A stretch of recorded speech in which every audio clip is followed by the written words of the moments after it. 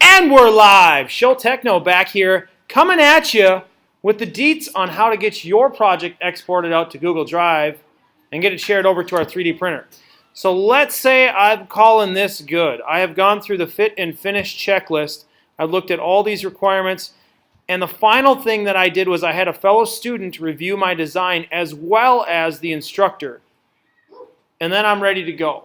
So I've taken those inputs and that feedback and made those changes as well, and I'm ready to share. Here's what I do. I go to TinkerCAD, and I am going to export an STL file. STL is stereolithography. That's what it stands for, which is like a fancy word for X-rays. It's where the technology came from. I click that STL, and it's going to drop down to my computer in the downloads.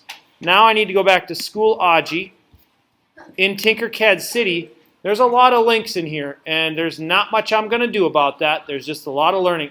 We're going to scroll down until we find the one that says Google Drive folder for TinkerCAD print files. We click on that once, and because Schoology is goofy, we have to click on it again to get out of Schoology and into the Google Drive world.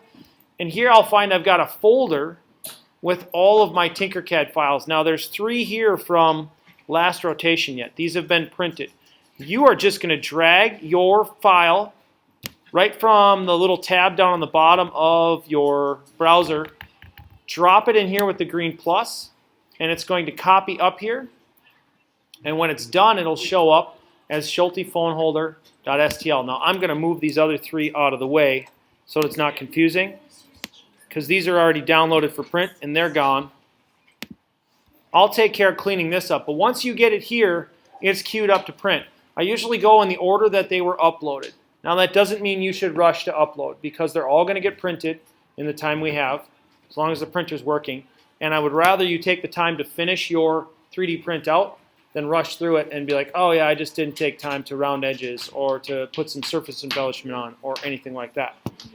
Questions? And scene.